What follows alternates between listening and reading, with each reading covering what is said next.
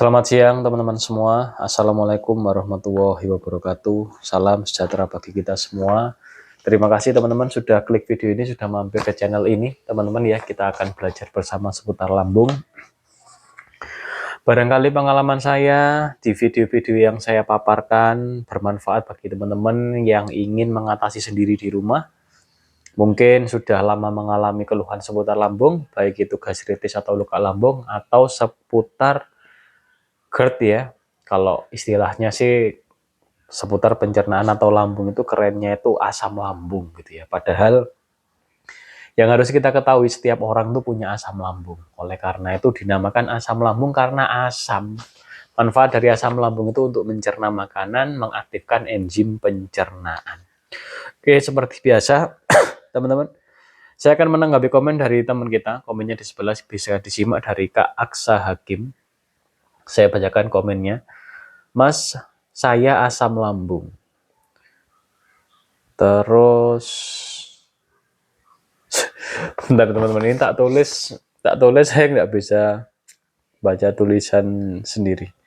Oke, Mas, saya asam lambung. Ini tiba-tiba dada terasa sakit sesak. Itu kira-kira karena apa ya, Mas? Oke, Kak Aksa Hakim. Nah, ini seperti Kak Aksa Hakim, Mas, saya asam lambung. Setiap orang itu sebenarnya tuh punya asam lambung. Nah, oleh karena itu, terkadang kita menganggap asam lambung itu sebuah penyakit karena memang biasanya itu dokter sendiri yang bilang asam lambung, asam lambung, asam lambung. Padahal keluhan seputar pencernaan atau lambung ya, itu umumnya itu dinamakan dispepsia. Ya, dispepsia itu ada jenis-jenisnya. Namun secara umum yang saya pelajari dan mudah untuk dibahas ya, yaitu gastritis atau GERD. Itu yang sangat-sangat alami. Ketika belum terjadi GERD, istilahnya itu namanya dispepsia, seperti kembung-kembung saja. Namun ketika sudah terjadi GERD, asam lambungnya reflux. Nah, seperti Kak Aksa Hakim ini, tiba-tiba dada terasa sakit sesak. Nah, itulah reflux. Reflux itu apa? Asam lambungnya naik ke kerongkongan. Bahasanya GERD, itu ejaan bahasa Inggris ya. Silakan dicari GERD itu artinya apa. Itu ejaan bahasa Inggris.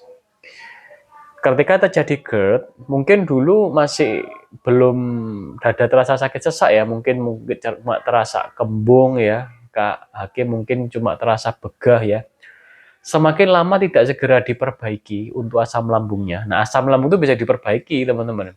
Oleh karena itu, keluhan seputar asam lambung yang diperbaiki asam lambungnya. Diapakan? Dikembalikan lagi ke pH idealnya, yaitu di pH asam 1-3.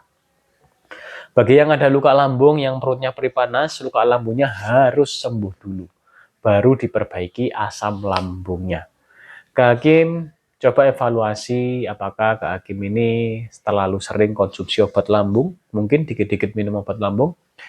Mungkin juga masih terbiasa makan makanan yang berlemak, yang digoreng dengan minyak-minyak sawit ya, kemudian makanan dari tepung terigu, mungkin masih minum kopi, teh, atau masih makan snack-snack ringan gitu ya, atau mungkin masih makan makanan-makanan yang berpengawet atau roti-rotian seperti biskuit, roti tawar, dan lain-lain. Coba perhatikan pola makannya. Karena apa, teman-teman ya? Ketika kita belum mengalami keluhan seputar lambung ini, teman-teman ya, kita makan apa aja? Bisa. Bisa. Lambung kita masih oke lah, asam lambung kita masih oke ya, masih semua bisa diolah oleh asam lambung. Umumnya di usia sebelum 40 atau sebelum 30. Semua masuk. Seblak masuk, frozen food masuk ya, snack-snack kopi masuk. Semua masuk. Kuat kita asam lambung. Lama-kelamaan ya, seiring bertambahnya umur, secara alami produksi dari asam lambung kita, tubuh kita ya, secara alami ketika kita sudah bertambah umur itu mengalami penurunan produksi asam lambung. Itu sudah alami. Oleh karena itu kita harus merawatnya. Cara merawat asam lambung gimana? Rutinkan konsumsi probiotik nomor 1. Rutinkan puasa.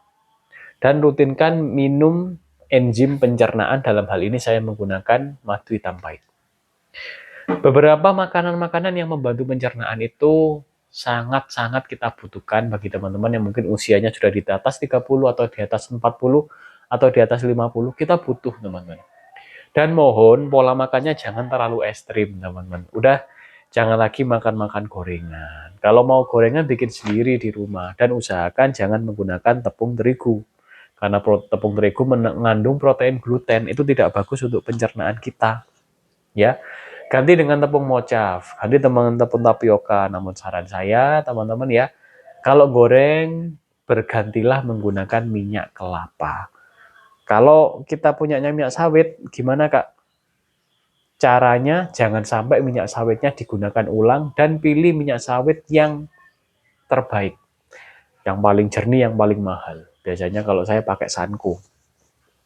Dan setelah pakai jangan dipakai lagi. Oleh karena itu kalau goreng minyaknya sedikit aja, 3 sendok, 4 sendok ya, atau 5 sendok. Setengah goreng jangan eman. Kebanyakan ibu-ibu ya atau istri kita ini eman teman-teman. Waduh ini eman kalau dibuang, ini sayang kalau dibuang. Digunakan selama belum keruh, belum dibuang.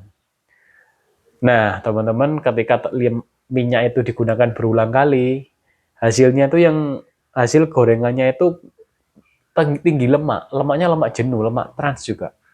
Itu tidak bagus untuk pencernaan kita. Bukan untuk pencernaan saja, untuk organ-organ juga, untuk jantung, untuk pembuluh darah.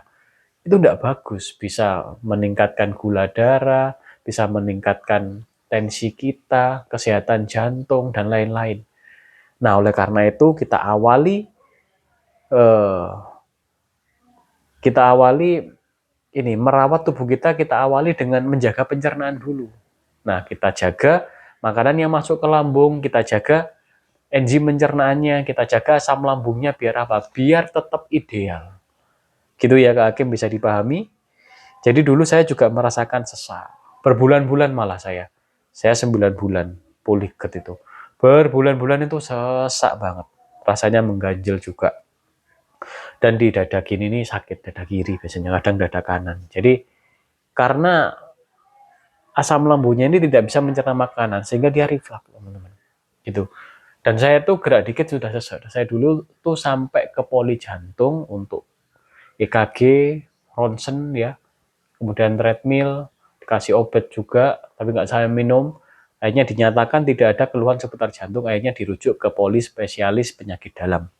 Disitulah saya tidak kembali lagi, namun mencari sendiri. Ternyata saya mengalami GERD. Ketika kita mengalami GERD, perutnya nggak sakit, ya, Kak Hakim ya, perut nggak sakit, kecuali gastritis ya. Kalau hanya mengalami GERD seperti saya dulu, perut tuh nggak sakit sama sekali, nggak kembung, kembung, iya sih kembung, maksudnya nggak perih, nggak panas. Jadi cuma seperti keras atau bergas gitu aja. Sehingga kita makan yang pedas, ya oke-oke aja, saya tetap makan pedas. Saya tetap juga makan yang asam, tidak ada masalah, karena tidak ada gastritis. Tidak ada peradangan di lapisan mukosa lambung kita.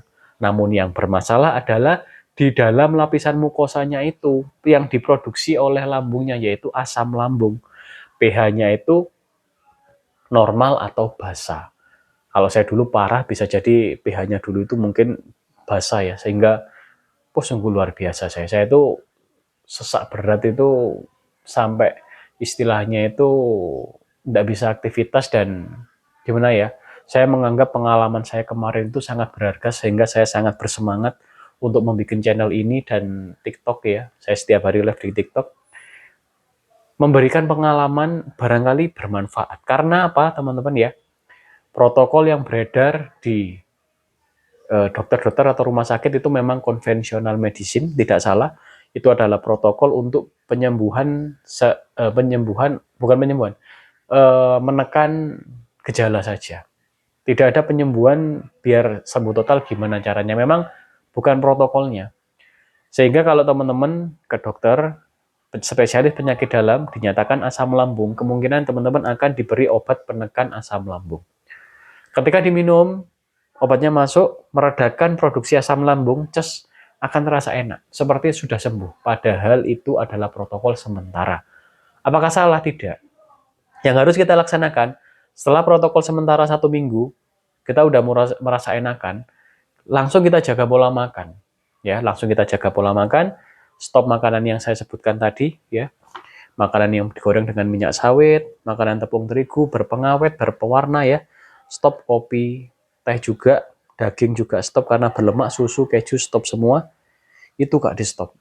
Sering puasa, minum cuka apel atau betain HCl, minum madu hitam manis ya, minum propolis juga bisa, silakan.